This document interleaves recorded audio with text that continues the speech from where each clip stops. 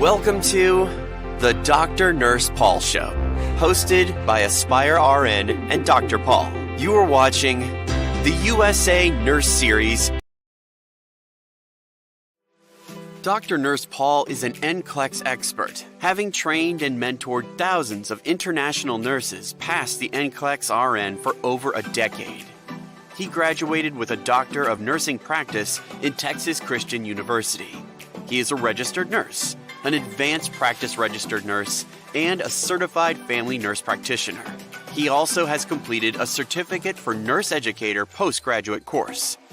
Aside from teaching, he has extensive clinical experience in emergency and family medicine. He has over 15 years of combined clinical and academic healthcare experience. DrNursePaul is an immigrant from the Philippines. He is currently based in Houston, Texas, where he operates his business, DrNursePaul, and Aspire RN NCLEX Prep. He loves to share his life story of how he overcame his challenges to reach his dreams. He is passionate in helping nurses realize the American dream. So without further ado, let's all welcome DrNursePaul. All right. Good morning, everyone. Good morning to the DrNursePaul Show. This is our season 2, episode 12 of the USA Nurse Series. And today we're going to talk about understanding your job offer to the USA. And I see a lot of our viewers today. Good morning to our viewers. Good morning, Kay, one of my good friends. And Dan is saying much to learn about legally binding employment contracts. Hermes here. Ellen is watching from Jeddah, Saudi Arabia. Tell me, guys, where you're coming from. I'm streaming live, by the way, from New Orleans, Louisiana. I am here to attend the Nurse Practitioner Conference. It's a National Nurse Practitioner Conference. I did miss my show last week because I was in transit from Oslo to Copenhagen, Denmark. And prior to that, I was streaming. I streamed live from London. But I'm happy to be back in the US. And today I have a very special guest. We're going to bring him in a few minutes.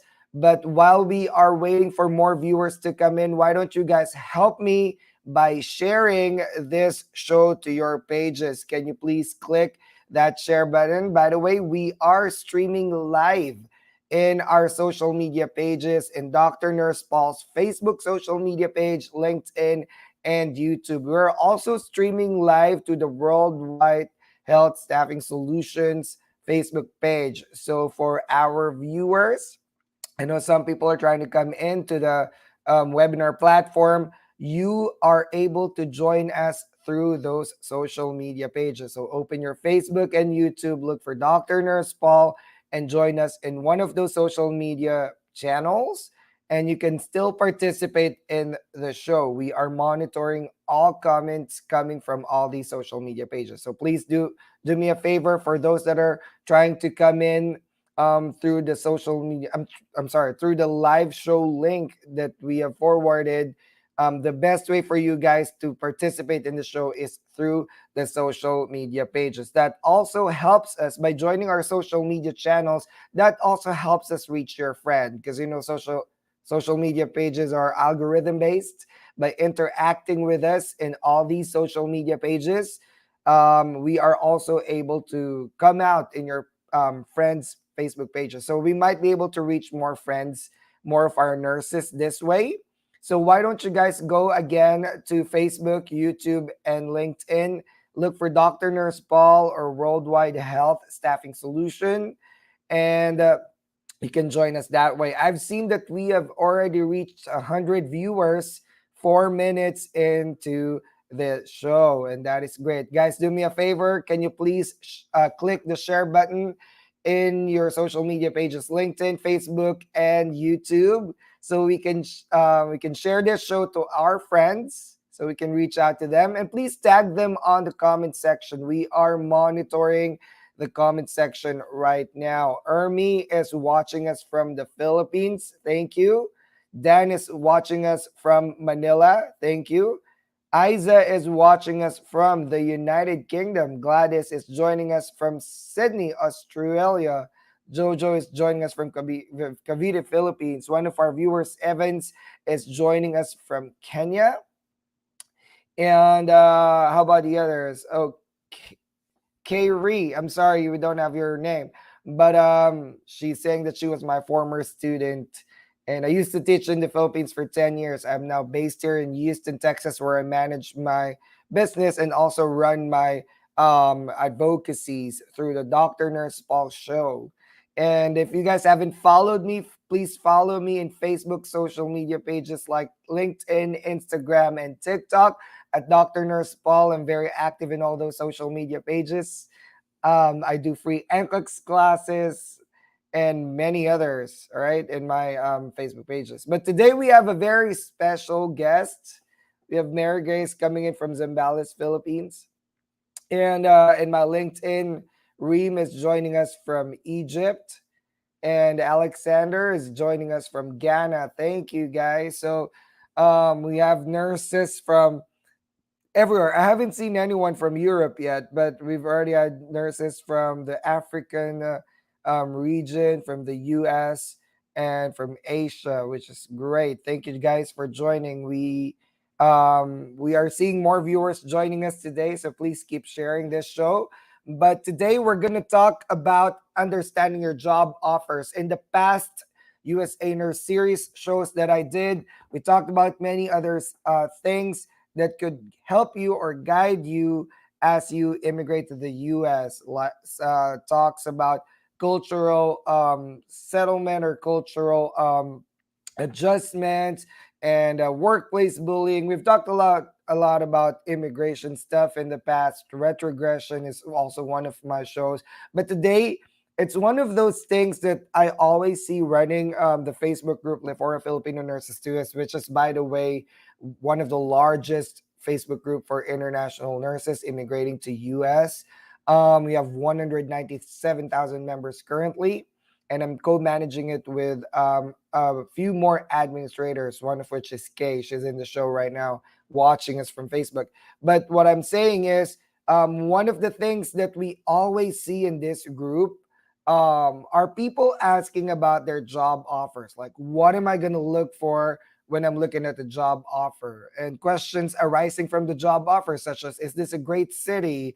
What's the cost of living to this city? Is this a good pay structure? Or what is this terms or conditions that I find in the job contract? Today, we're going to try to dissect that and answer that as much as we can. I have a very special guest joining us today, and we will bring him into the live stage in a little bit.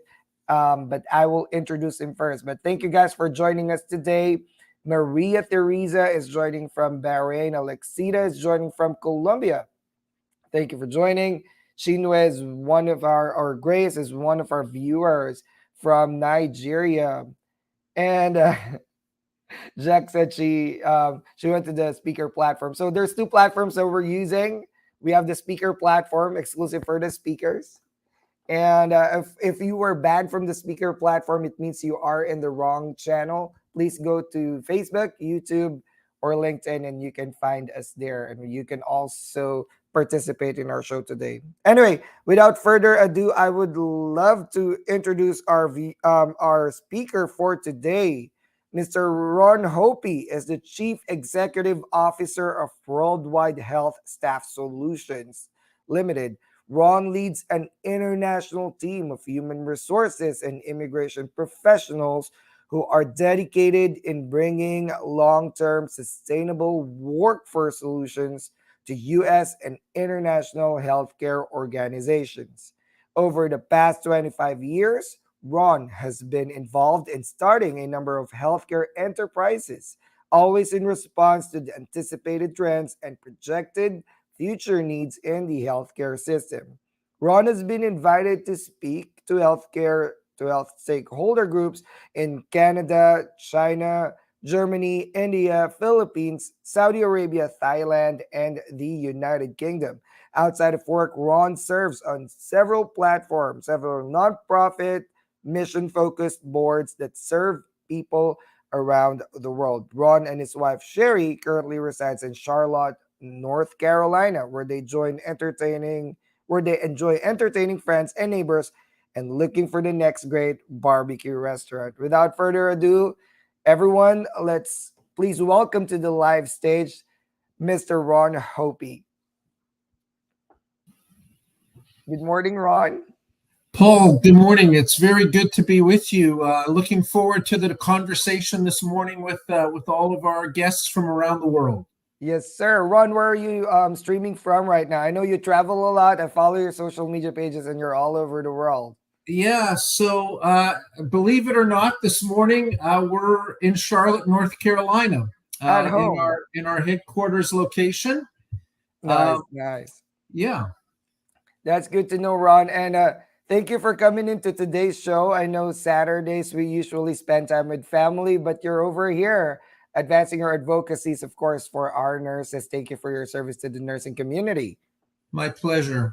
It really sincerely is a pleasure and a privilege. Right. And Ron, we have a lot of viewers right now. We have Admos joining us from Botswana. Rolf is joining us from Hoover, Alabama.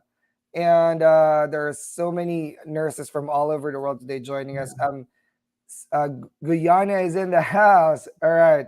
And we have a lot of nurses from everywhere today. Maria is joining us from Bahrain. And thank you guys for joining us today. Please share this to your friends and please click that share button in your social media pages so we can reach more nurses today. And guys, this is going to be a very interactive show. We will try to open the floor later for questions. So please don't hesitate to ask us questions. Me and Ron Hoppe will try our best to answer these questions to the best that we can. All right. But today, Ron, we're going to be talking about understanding your job offers. And I know you have years and years of experience with this. Yeah. So Right. I think, as the demand for international nurses has continued to increase in recent years, the opportunities available to international nurses obviously has increased. So international nurses today are confronted in a positive way with having to discern and decide between various opportunities that they're able to choose from that perhaps in the past may not have been available to them. And, we've said for many, many years, even well before the pandemic, that all job offers are not created equal. It doesn't mean that they're necessarily one is better than another. Sometimes that's true. But it's also important to recognize that just because it's an offer for a nursing position in the United States, all those offers aren't the same. And I think very, very important for every international nurse's future is being able to discern what those differences may be so that they can make the best decision for themselves. Thank you, Ron, for talking about that. But yes, as the playing field brings in more players, I'd say it gets very muddled sometimes, right? Because there are good contracts, there are also bad contracts. And this is the purpose of this show today, to kind of give an overview to everyone who are in this stage of looking for jobs. And we will try to get the information from our expert today, Mr. Ron Hoppe. Yeah. And Sainobia is joining us from Greenville, North Carolina, somewhere close. Oh, very nice. Very nice. Just up the road. Right. And she said, I love this post, but still believe there's work to developing nurses here in the U.S. I'm an ally of all nurses. Thank you for what you do, ma'am. And all right, Ron, for my first question for you today, and this is one of the big questions that we always get. What's the difference between a direct hire and a staffing agency? Yeah, I think that is really a foundational question. And Paul, just before I speak to that, there's just one sort of other point that I would make to kind of set the stage for our viewers today, to begin to be in a place where they can meaningfully evaluate job offers. And that is, everybody is going to be familiar with CGFNS, right? The Commission on Graduates of Foreign Nursing Schools. So CGFNS, credentials, evaluation, visa screens, etc. CGFNS also has formed an alliance of ethical healthcare recruitment firms. And CGFNS has a process by which they vet and certify recruitment firms. So the first thing I would say to our viewers today, Paul, is that every international nurse should familiarize themselves with the CGFNS Alliance for Ethical Healthcare Recruitment. On their website is a list of certified recruiting agents. And I would very strongly encourage our viewers not only to become familiar with that website and with who is a certified member, but there's a good number of organizations on there, to the point where I would say if you're in contact with an agency that's not currently a member of the CGFNS Alliance, you should probably just move on. The firms that are certified by CGFNS, that certification provides applicants with a higher degree of assurance that the organization they're dealing with abides by a defined code of ethics and is subject to review and oversight by CGFNS. So just at the highest level, start by limiting your search or limiting the opportunities you will entertain to working with agencies that are members and have been certified by the CGFNS Alliance. Now, within the membership of that group, within the CGFNS Alliance for Ethical Healthcare Recruitment, you will find organizations that offer a variety of different options for coming to the United States.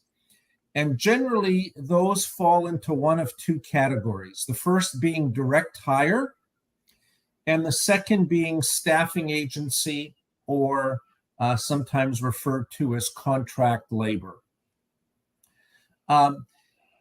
this is really the first question that you have to get answered for yourself. Is the offer being presented to me, or is the opportunity that I'm considering, is it a direct hire opportunity, or is it a staffing agency opportunity? I'll just very quickly, Paul, delineate what some of the differences are.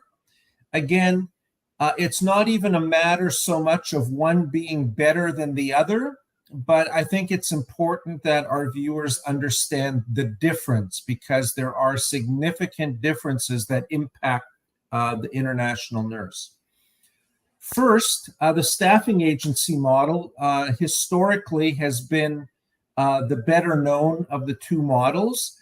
And this is where a US-based recruitment firm would be recruiting nurses. Those nurses would receive a job offer from the staffing agency.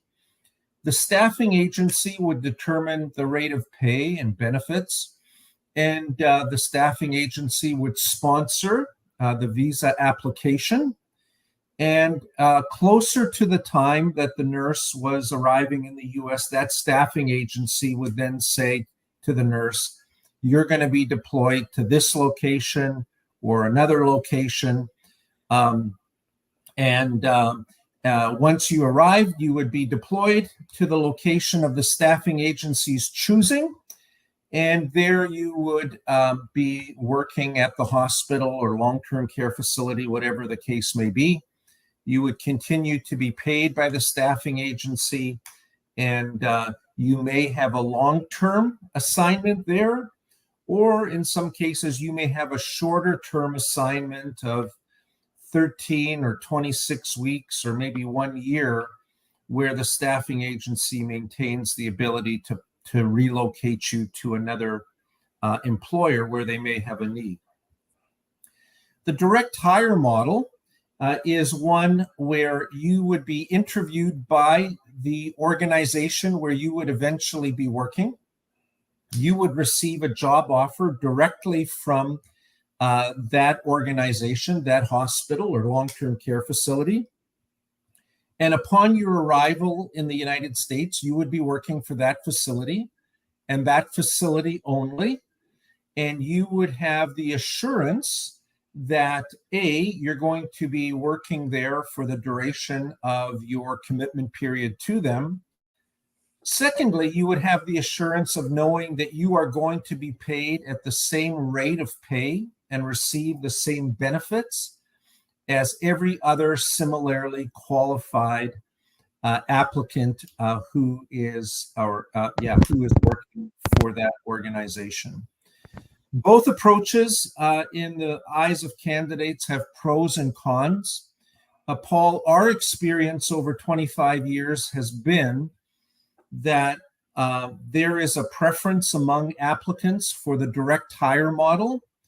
And particularly in recent years, as direct hire has become far more widely accepted by US employers, we find now that because we are committed, all we do is direct hire, we find that many applicants are choosing this option, and it allows us to place more nurses than we ever have before, just because of the model and the certainty that nurses get from knowing who their employer is going to be and where they're going to be located right from the time, even before they're first interviewed. So those are some of the high points of determining the differences between direct hire and staffing agency, Paul. Right. Thank you for that, Ron. I know direct hire staffing agencies have grown into popularity in the recent years, but for the reasons that you highlighted. But it doesn't mean that staffing agencies are bad either, right? Because no, I'll say it again. I'm not calling this out to say one is better than the other. They're different. We believe from our perspective that direct hire is the best option for nurses, and our experience seems to support that. But Paul, this is a life-changing decision, right? Right. And it's a decision that each applicant has to make for themselves. Mm-hmm. And, if we dig into the differences even further, and I'll just be very transparent. Sometimes the allure of a staffing agency offer is an agency may say, well, we're going to pay for, we're going to pay for IELTS, we're going to pay for NCLEX, we're going to pay for these things up front, which is very compelling, right? We understand very much the financial reality that many international nurses face around the world. Right. And this is very compelling. But please be aware, right? Please be aware. If something is paid on your behalf up front, there's going to be some mechanism in place for you to pay that back later. And generally in staffing agency models, that's done by having a slightly lower hourly rate of pay when you arrive. Right. It's not direct payroll deduction, so you don't see a deduction. It's just you're paid a little less. And everybody has to decide what approach and what model is best for them. And again, the fact that Worldwide Health Staff has been committed to direct hire for 25 years, I think speaks for itself in terms of what we think is the way to go. Sounds good. Thank you for clarifying that, Ron. That's one of the common questions that we get all the time. But here's another question. So, assuming the nurses were interviewed, they got a job offer, and now the job offer is sent to their email. They open it up and they see probably 4 or 5 or more pages. What are the specific items that nurses should carefully look at and review when they receive a job offer? Yeah. So, fantastic question. So obviously the very first thing to look for, again, back to the previous point of direct hire and staffing agency, the very first thing is take a look at whose letterhead the offer is written on. Is the offer being written on the letterhead of the employer that has interviewed you? Or is the offer letter coming to you on the letterhead of the staffing agency that has recruited you? So that's another obviously clear indication of whether it's direct hire or staffing agency. Then obviously the hourly rate of pay, Paul, is something that we spend a lot of time talking with applicants about, and quite rightly, it's a very important issue for every international nurse. It's an important issue for everyone, right? The rate of pay. But I want to, maybe if I can, just park on this for a minute, because rate of pay sometimes can be misleading if it's not understood in context. And what I mean by that is the United States is obviously a very, very large country, not only geographically in terms of land mass, but there's also great differences between the very, very large cities, that everybody around the world knows: New York, Chicago, San Francisco, Los Angeles, these major US world famous cities that attract many people, including many immigrants. So we have those locations. We have smaller, large but smaller cities, maybe somewhat lesser known cities, like where we are here in Charlotte.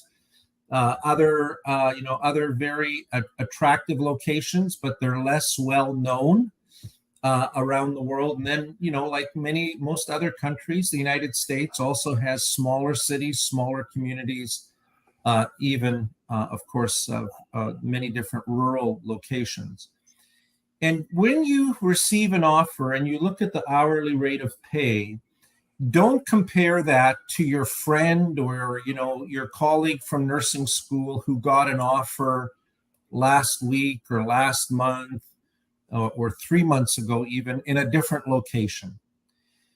The hourly rate of pay is largely determined by the cost of living in the location where you will be deployed. So, for example, if you're receiving an offer from an employer in New York City or in Chicago or in Los Angeles, that offer, the hourly rate of pay would be much higher than if you were receiving an offer in Richmond, Virginia, Charlotte, North Carolina, San Antonio, Texas, for example.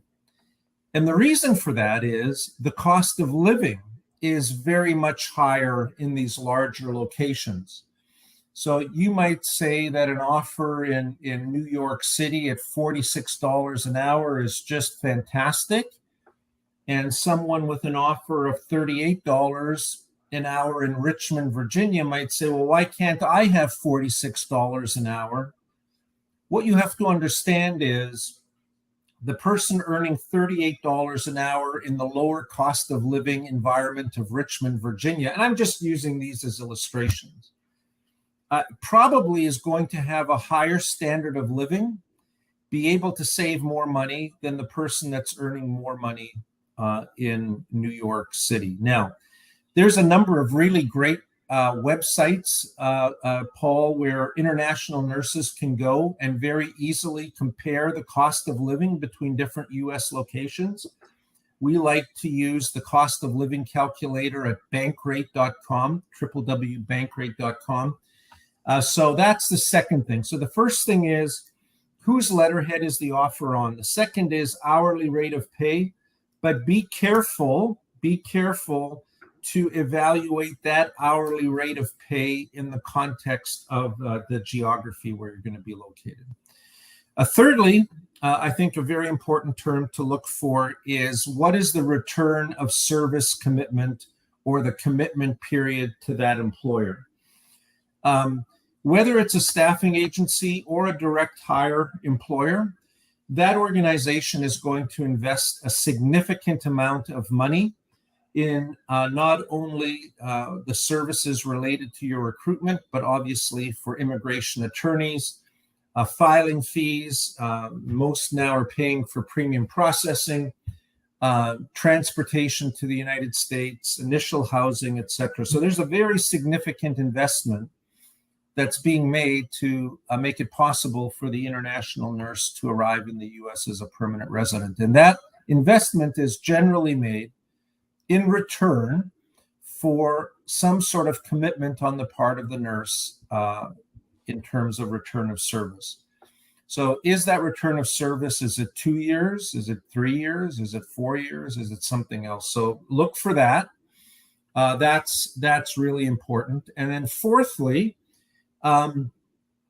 most of these offers that are being extended, almost all to international nurses, will have some sort of provision in it, okay, where the international nurse is going to have a financial obligation back to the employer if they leave their employment prior to the completion of their commitment period. This is really an important area as well, and to fully understand the wording of that provision. So very commonly now, I think you would see job offer letters that say, if you leave early, you're going to owe us, us being the staffing agency or the employer, you're going to owe us $15,000 or $20,000, which is something that you have to consider. But even more or as important as the amount is to understand, is that amount payable if you leave 3/4 of the way into your commitment? Is it payable, is it forgiven on a proportional basis? So at health staff, our employers, if your return of service commitment is 36 months, for each month that you successfully complete your employment, the obligation is reduced by 1/36. And then, just to really be thoughtful in understanding that provision. And again, this is where I'll hearken back to working with organizations that are members of the CGFNS Alliance for Ethical Recruitment. The CGFNS Alliance pays a lot of attention to these types of contract provisions. So that would be the fourth thing to understand, is the repayment amount and the method by which, the formula by which that amount is forgiven. All right. So that's really, really key. And then I think fifthly, you want to have confidence in the reputation of the organization that you're working with. Experience matters, right? When any market is growing quickly, there's often new entrants who see this as an opportunity to opportunistically, have a good return on their business investment. Let me tell you, international recruiting is not a short-term proposition. Over 25 years, much has changed, much continues to change, and experience really, really does matter. So I could go on, Paul, but I'll stop there. Maybe we can answer some more during the question period. But those would be some of the really fundamental points for international nurses to focus on. Right, and you've really highlighted the most important things in a job contract, and most of the questions about job offers actually have been answered with those 5-point things that you talked to us about, Ron. One of the major things that everybody asks is the pay structure, right? Like, is this pay enough versus the cost of living? That's also one of our questions here from Evans. Which website can one compare cost of living different states? So Ron, for the next point in this show, my question to you is, how do we figure out this balance between pay structure or pay per hour or annual rate versus the cost of living to the job offer? Yeah. So again, the question was, what are some of the websites? So the one I would recommend, that's very easy, very user-friendly, is if you go to Bankrate, one word, bankrate.com. And on that website is a U.S. cost of living calculator. And there you can type in city A and city B, and it'll give you a comparison of the cost of living in those particular locations. There's other similar websites. Just do a Google search on U.S. cost of living calculator, and you'll be able to come up with bankrate.com and a number of other sites that will help you get a perspective, right? But Paul, I think it's important just to be very clear and very transparent with our viewers today. Some organizations have taken the strategy of saying, come to the U.S. and earn, whatever the number is, millions and millions and millions of pesos per year. And, to someone who's never been in the United States, those numbers just, are just mind-blowing. They seem overwhelming and very exciting. And in other countries, we've seen other recruiters convert, U.S. salaries to the local currency, and it seems like it's just this astronomical amount. I think it's important that international nurses understand that registered nurses in the United States are considered to be professionals. It is a professional occupation, and they are paid accordingly. It is possible, and in fact, it's very possible as a registered nurse that with your income, if you are living responsibly and with a budget and a plan, that you can establish yourself in a very, very comfortable lifestyle. But it's not that you're going to arrive in the United States and 3 months later be independently wealthy. That's simply not reality. So when you take a look at pay versus cost of living, right, do your research, do a little bit of research before you accept that job offer, right? One of the common things that we see that I would strongly advise all international nurses to avoid and to be careful of, if you're ever dealing with an organization that says, we've got this opportunity for you, we're going to schedule you for an interview tomorrow, and you do your interview, and then you're told, well, you need to accept your offer in the next 24 hours, or this offer is going away. It's the best one ever. You're never going to get another offer. That's nonsense. If anybody you're working with has that approach, just don't walk away. I would say run away. I think heading into an interview, you should have some idea of where it is that you want to be located geographically, or you would have some idea of the type of position you're looking for clinically. So this is one of the bigger decisions of your life, right? And you've invested, hours and hours and days and weeks and months in preparing for NCLEX. You should likewise invest some time in preparing yourself for deciding where you're headed to in the US. So even before your interview, do some research. So if you're being interviewed by an employer in Houston, Texas, okay, spend some time researching, 1-bedroom rent in Houston, Texas, 2-bedroom rent in Houston, Texas, on cost of living calculator. It'll tell you, in Houston, Texas, this is roughly how much you need for housing, transportation, food, taxes, etc.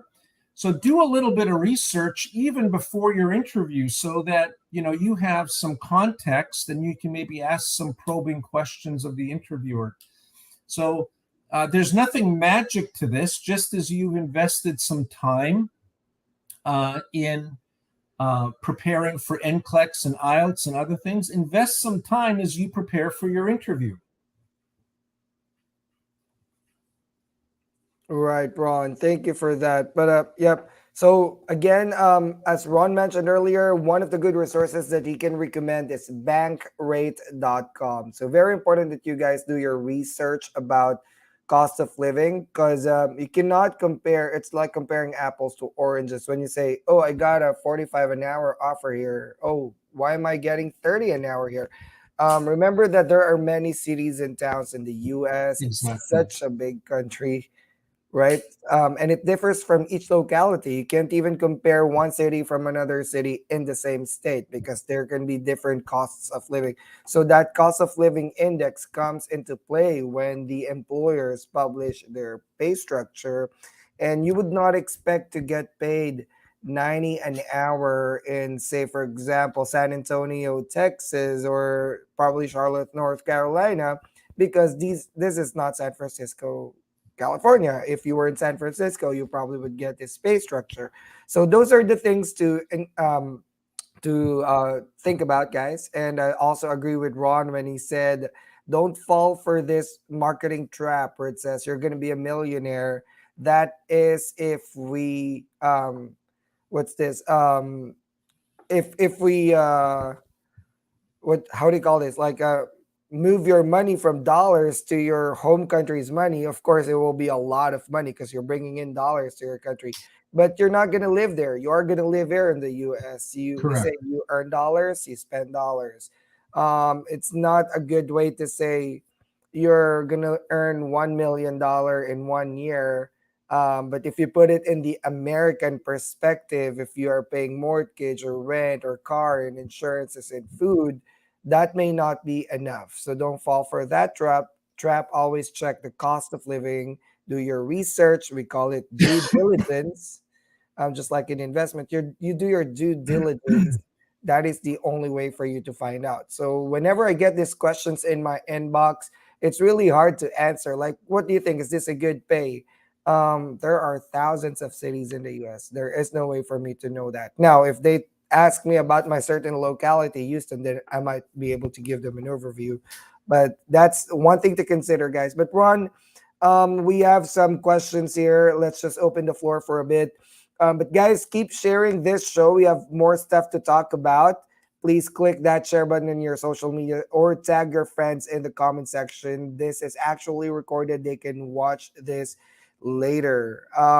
Ron, I'm not sure if this is something we can answer, but Rolf said, I'm using H4 visa with NCLEX and visa screening, but understaffing agency now because they're the only one who can help me with AOS.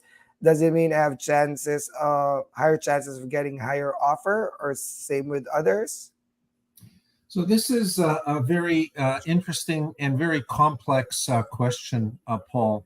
Particularly now in the current environment we're in, where the visa bulletin is retrogressed. So if Rolf is in a position where she is in H4 status, but an adjustment of status application has not been initiated yet, it's not possible to initiate one at this time. Right. So this question has quite a few different aspects to it. I'd be happy if Rolf wanted to reach out to me, or I'm sure you would be as well, Paul, if she wanted to reach out to you directly, right. To answer her case in detail based on the specifics of her case. Unfortunately, right now, for people that are in H4 or OPT work authorization status, it is not possible to initiate an adjustment of status application at this time because of visa retrogression. Correct. So that's one thing to consider, because even if you want to get that adjustment status for you to have a legal means to stay in the US, if there's retrogression, it would still be difficult. So I would advise Rolf to seek the help of a lawyer to make sure that she is getting the service that she needed as far as the legal status is in H4 she's able to stay, right, as long as the underlying applicant visa remains in force. Correct. But the issue is one of ability to work and work authorization in that case. I don't think H4 allows them to work, right? I think this is a dependent of an H1B. Is that right? Yeah. Yeah. Correct. So many letters in the immigration world. But is Worldwide Health Staff Solution recruiting CNA? This is our nurse from Guyana. Yeah. So the short answer is yes, but so since we launched our nurse aid program in March of 2021, the response has been absolutely overwhelming. And we continue to 40,000. And obviously, we don't have 40,000 positions that we're looking to fill. So we're accepting applications. We're doing recruiting and placement. But please know that we have just a huge pool of candidates that we're working our way through. We're not, we screen each application as it comes in, and some of those are not viable. Your application, Anina, is welcome, but just know it's going to take us some time to work our way through to your particular application. Right. And Ron, we got another participant question. Is there any medical conditions that can deny RN to practice as a nurse in U.S.? HIV, hepatitis C, hepatitis B. I want to answer this in the medical standpoint. Yeah, please do. Yes. You will not be denied to work in the hospital if you are HIV positive, if you have hepatitis C or hepatitis B history, for as long as, one, you are receiving treatment for it, and two, you're following the guidelines of safety and infection control, such as, if you have the acute symptoms, you need to be out of work for a bit. The only thing that the employers look at when they're hiring you is your ability to do your job. When you come here to the US and you start signing your paperwork, it will tell you how much lifting you're going to do, how much weight you might be lifting.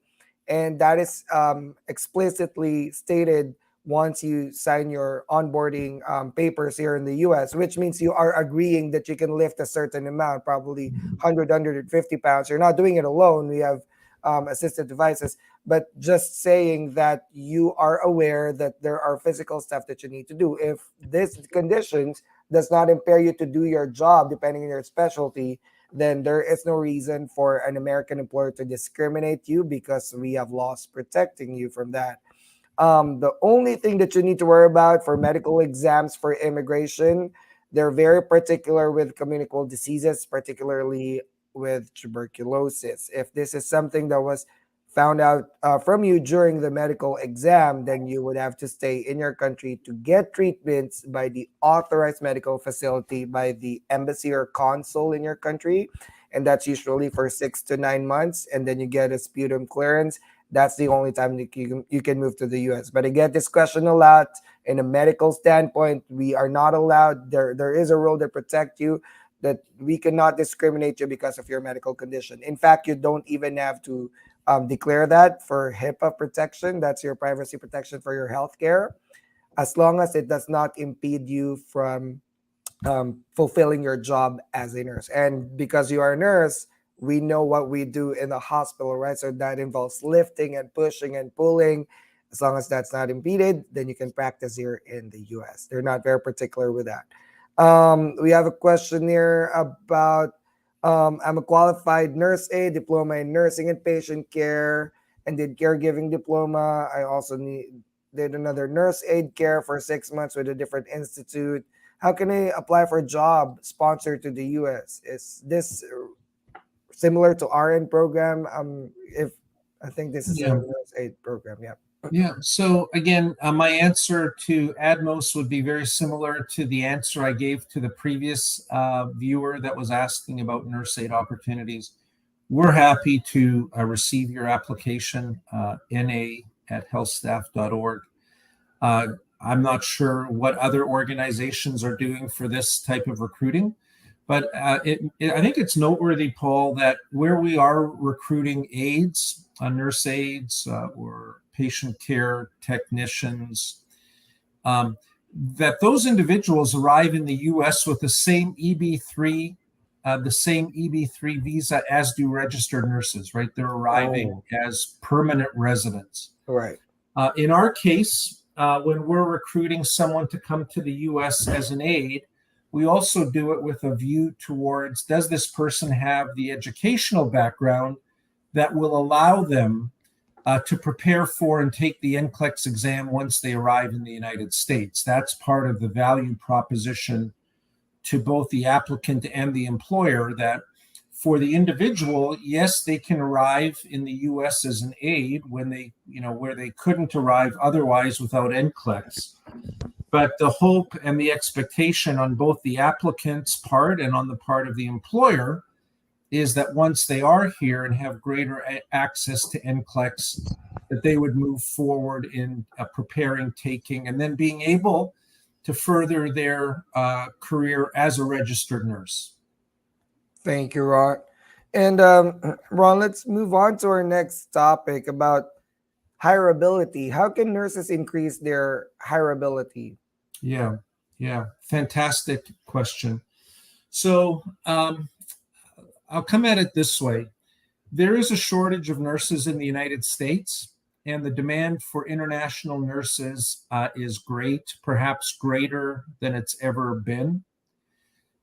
But the fact that you are a nurse, even the fact that you are an NCLEX passer, in and of itself doesn't guarantee you that you're going to get an offer from a U.S. employer, much less from a top-tier U.S. Healthcare employer. In the United States, the shortage of nursing is very much centered around nurses that have experience. 2 years, 3 years, 4 years, 5 years plus of experience. Even 2 years, 3 years is kind of at the entry level point. So the first point I would make, Paul, is typically U.S. employers are not looking to hire and make the investment necessary in an international RN if they have no nursing experience at all, or if the last nursing experience is 8, 10, 12 years in the past. The U.S. itself is graduating more registered nurses than ever before, and most U.S. healthcare employers are able to hire a sufficient number of new graduates with no experience domestically. So it's not to say that there's no employers that will hire nurses with no experience, but they're very, very few. The second point I would make is the more experience and the stronger clinical background you have, the better position that you are in to actually obtain an offer from a top-tier employer, possibly in the location where you're hoping to be located, etc. So the more recent and ongoing clinical experience you have, the more valuable your application will be viewed by the typical U.S. healthcare employer, particularly acute care hospital employers. If you have little experience, perhaps 1 year or even no experience, there are employers today that are saying no experience required. And if that represents you, I'm sure that those opportunities are very alluring. I would just say proceed with extreme caution. Proceed with extreme caution. It is hard enough for a U.S. registered nurse student graduate here to integrate into the workforce in the U.S., and that's after they've done their clinical rotations here. They've been educated in the U.S. system. For an international nurse with no experience to come and start working in a registered nursing position, extremely, extremely difficult. Sadly, we have seen cases where nurses have been told, come to the U.S., no experience required, blah, blah, blah. The nurses arrive only to find themselves now being assigned to non-nursing positions, which is horrible. So, in short, I know we're running up on time here, Paul. If you're working in a clinical setting, my encouragement would be continue to do so. Even though I know many international nurses these days have opportunities to earn more money in the short term, working in other environments, BPO and insurance and the like. And I understand that. But the clinical experience is key. I would say for most of the employers we work with, it's even more important than NCLEX. You can be an NCLEX passer and have no experience, or you can have 3-4 years of experience and be looked at by Johns Hopkins and Cleveland Clinic and other top tier employers. Right. And I've highlighted this in my past show. I would say it again, that for immigrant nurses, you have to remember that you're not only competing with other immigrant nurses, you're also competing with hundreds of thousands of American nurses for that same spot. So the more competitive the spot is, the harder it is to get there, especially for immigrant nurses. There are 4.5 million nurses now in the U.S., and we are producing more than 200,000 NCLEX passers a year. So to put that in perspective, if this is a position in Johns Hopkins or Mayo Clinic or Cleveland Clinic, top hospital, Stanford, you would expect that they are receiving hundreds of applicants for one post. So in order to be competitive, you have to have like really good clinical experience to back that up, because they're looking at that. Right. Now, if somebody doesn't have clinical experience, Paul, I don't want them to be completely depressed after listening to us. My encouragement to those individuals would be seek out opportunities where you can get some clinical experience, even if it's on a part-time basis, right? Even if you're picking up a couple of shifts a month somewhere, do something to get started so that you can have that on your resume. Start small, but do something to get yourself back into a position of bedside hands-on care. Right, Ron. Thank you so much for that. And for my last bullet point for today to ask you is, what's the importance, very briefly, let's talk about what's the importance of finishing a contract, like contract completion. Why is it important for nurses to uphold their end of the bargain as well? Yeah.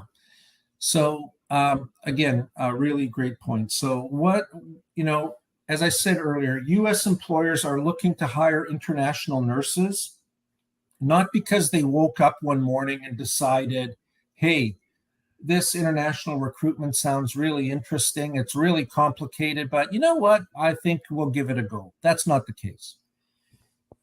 U.S. employers are looking to recruit international nurses because they have very specific, very chronic needs, and they are willing to make a substantial investment in that international candidate to come to the U.S.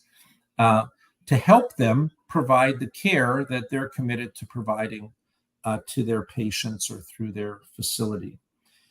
As we talked about earlier, employers are making that investment, and in return for that investment, including sponsorship of a permanent residency visa employers are asking nurses to make a return of service commitment for 2 years or 3 years, generally speaking. And there's generally a financial obligation attached to that, which generally is equal to the amount that the employer has actually spent in getting that nurse here. So in recent times, and again, Paul, I'll just speak very bluntly. In recent times, as the demand for nurses has continued to increase in the United States, employers, both on the staffing agency side and on the direct hire side, are seeing a significant increase in cases where international nurses are not honoring their contractual agreements, specifically in terms of fulfilling this 2 years or 3 years return of service. Now, the agreement that the nurse makes does say you're going to work for 2 years or 3 years, or you're going to repay X amount of money. And what we're seeing happening, and I think this is right across the industry, is nurses are coming, and after 3 months or 6 months, they're saying, I quit. Thanks for my visa. I quit. My offer letter says I owe you $12,000. I'm going to move to live closer to my Aunt Margaret, and there's a hospital in that town that's going to pay me a $12,000 sign-on bonus. So I'm going to take that sign-on bonus, and I'm going to pay my sponsoring employer $12,000. Therefore, I have fulfilled my contractual commitment. And it may even be technically correct that that's the case, that if you leave early and repay the amount in full, that you could take the position that you have fulfilled your commitment. And I'm not here today to debate whether or not that's the correct legal interpretation. But the real world implication is the employer doesn't want your money. The employer doesn't want that $10,000 or $12,000 or $20,000 back. They brought the international nurse so that that international nurse would help them deliver the care that the patients in their communities expect.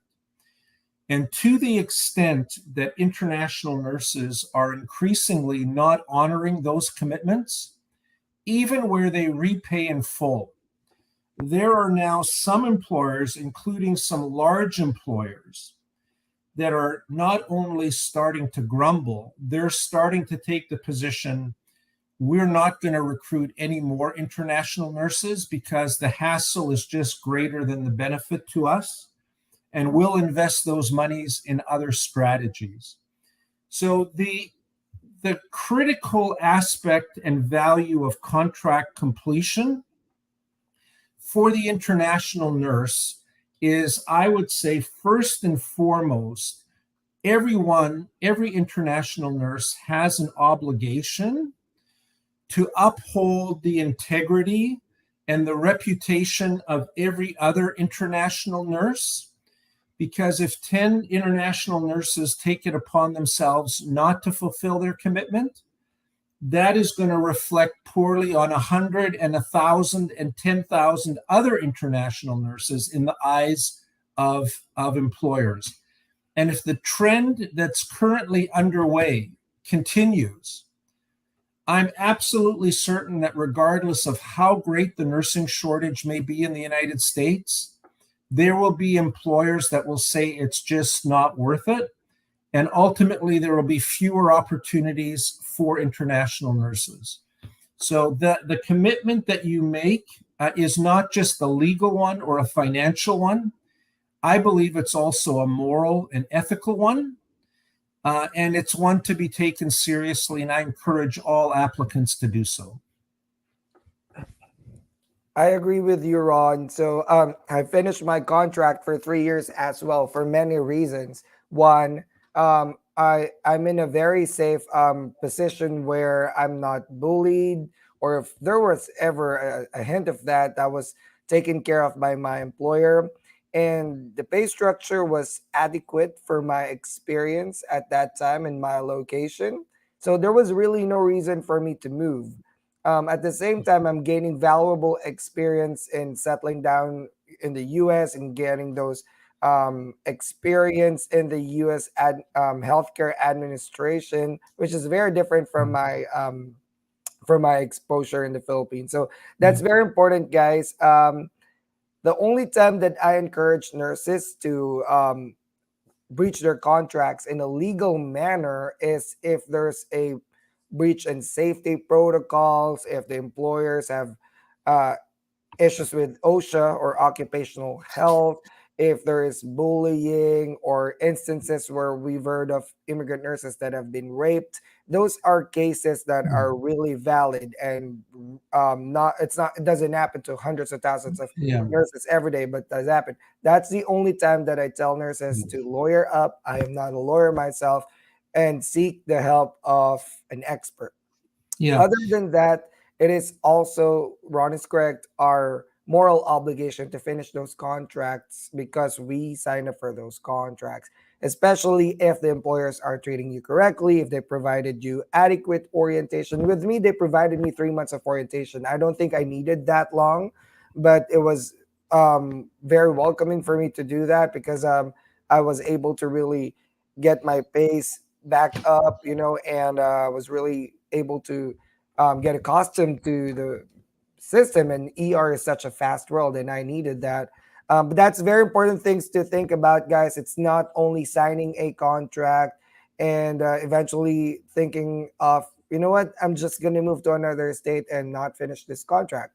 It will affect all of us eventually because if the employers think that it is not worth it to hire an immigrant nurse because they all just leave after 6 months when they actually hired them to fill up that gap in the community and the shortage in the community, and the nurses just move to other cities, then they might stop pouring that money with immigration funding or funding nurses to come over here. They might just, spend the money elsewhere, such as probably putting their own nursing school or something like that. There are so many things that can happen, but we don't want to ruin the benefits of immigrating here for everyone and for nurses in the future. So if you're in the right position and employers are taking good care of you, there is no reason for me to breach that contract. Stay in that contract, get yourself accustomed to the US healthcare system, and find more opportunities after you finish those contracts. Plus, Yeah. it's so hard to move every 3 or 6 months. If you're a new nurse here in the US, I don't know with you guys, but it took me a year or two to get settled.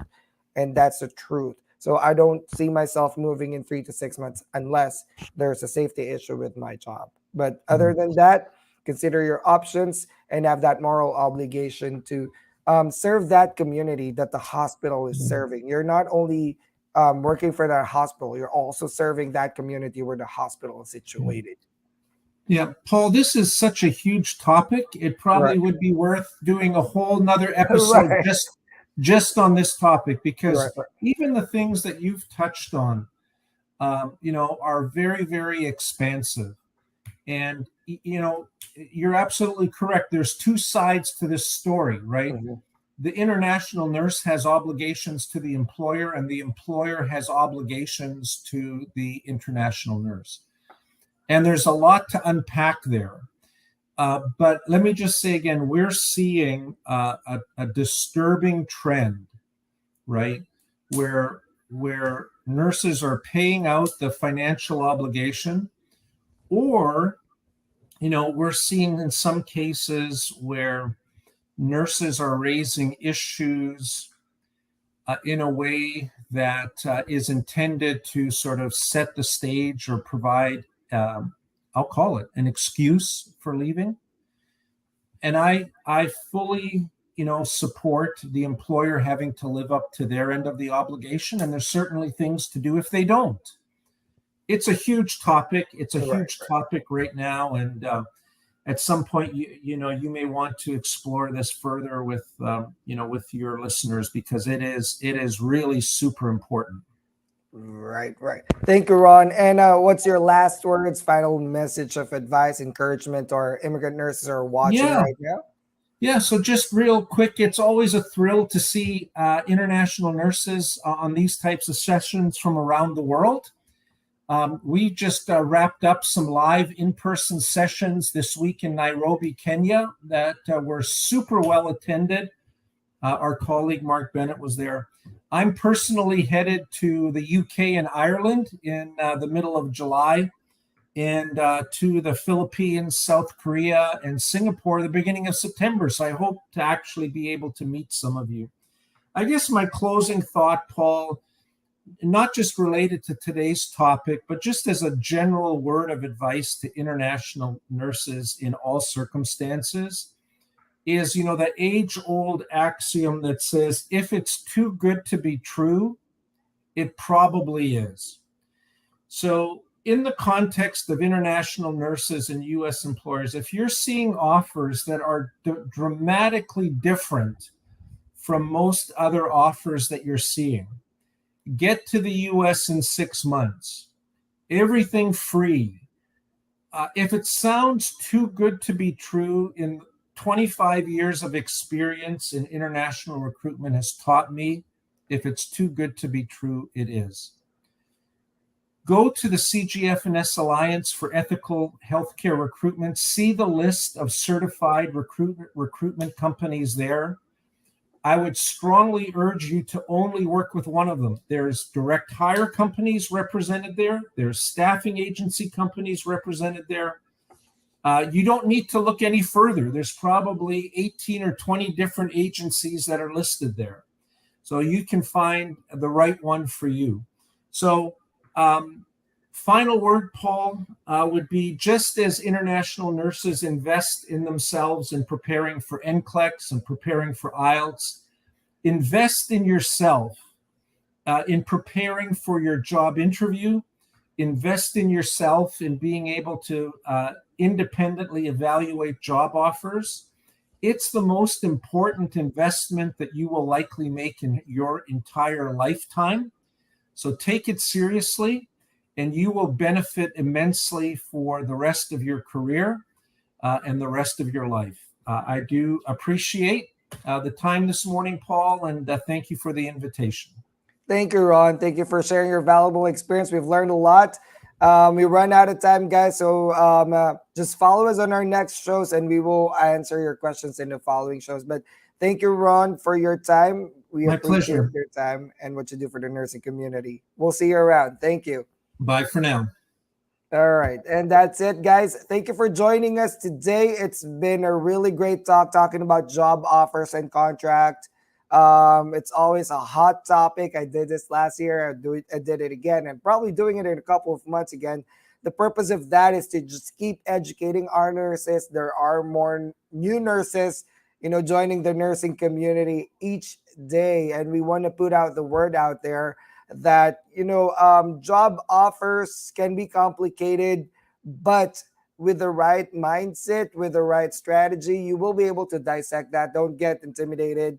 But there are a lot of things going on in that, and that is why we had to talk about this today. But please share this to your nursing friends. There are a lot of information that we've shared today with you, with our speaker, Ron, who's been in the industry for more than 2 decades. And we've learned a lot from him today. Thank you, Ron. Thank you, everyone, for joining us.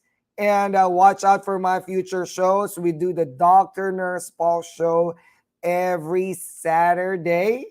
So we're going to be resuming next week on the 1st of July for another show. We're going to do a next generation NCLEX class that I've missed from last week. But watch out, because I'll be pushing out the calendar in the coming days. I'm still in a conference right now, but I'm finalizing my calendar for July. We're going to be talking about many great topics that are related to immigration. But in the next couple of months, for my season 3 of the DrNursePaul show, I'll be launching different series of talks for nurses that will encompass many things, as far as advancing your degrees and taking your master's and doctorate courses, or finding other opportunities that may be related to your nursing skills, such as business, such as healthcare financing, such as administration. We'll talk about that. We're also going to talk about financial series, setting up a business in the U.S. as a nurse, becoming a nurse entrepreneur, and taxations in the U.S. for nurses. We're going to be doing that in our season 3 and a lot more topics that are in store for you guys. Thank you for continuing to follow Dr. Nurse Paul. If you haven't followed me yet, go to your Facebook, LinkedIn, Instagram, and TikTok right now and follow me. I do this show every week live on Facebook and YouTube. So if you follow me on Facebook or YouTube, you're going to get a notification every time I push out a live session link. And these are all free for everywhere, for nurses everywhere in the world. And if you miss this show, you can always watch it in a recorded format in my social media. And right now, guys, for Aspire RN, my NCLEX program, I'm the CEO of Aspire RN. We have great success with our international nurses. We're currently partnered with 5 agencies, recruiters sending us nurses being deployed to the U.S. If you are interested to take your NCLEX, we are running a promo right now for our crash course. Crash course is a short course where you do 10-day live classes with me and my instructors. And we also go through your next generation NCLEX topics. This is a 45-day access to my portal, and you get 10-day live classes, high-impact tutoring classes, a solo final coaching with me. You get over 1,000 questions, and we're going to do Q&A sessions to rationalize those questions. You get a predictor examination, a personal mentorship with me, and you get access to my exclusive Dr. Nurse Paul's NCLEX Secrets. This is the cheapest program that I'm offering, and this is good for nurses who already have scheduled their examination. It's a short course. It's a crash course. It is not meant to give you a full, complete, comprehensive overview of nursing contents, because otherwise, if that's what you need, I have a much longer program for that. But this is for nurses who are probably just wanting a last-minute push, last-minute refresher before they take their NCLEX, because they're probably busy with their schedules. A lot of my nurses, 90% of my students are working students. If this is something you're interested with, we have this promo going on right now. Follow my website, AspireRN.com, and my Facebook page for my company, Aspire RN. You can message me and my team, and we'll explain to you the details of this program. And with that, guys, if there's anything that you want me to talk about in my show, please send me a message in my Facebook or in my YouTube, Instagram, or LinkedIn, and I will consider those topics. I've talked about so many things since I started the Dr. Nurse Paul show last year. I'm sorry, I need coffee. But we're going to talk about more stuff, more interesting stuff, more engaging stuff, hot topics, current trends about the immigrant community. Thank you guys for continuing to follow me and support the Dr. Nurse Paul show. And I'll see you next Saturday. Y'all have a great day. Bye. You have just watched the Dr. Nurse Paul show. Watch us live every Saturday, 8 a.m. Central U.S. Time. For more info about our future events, follow us on our social media channels. You can find us at Dr. Nurse Paul on Facebook, Instagram, TikTok, and YouTube. See you next week.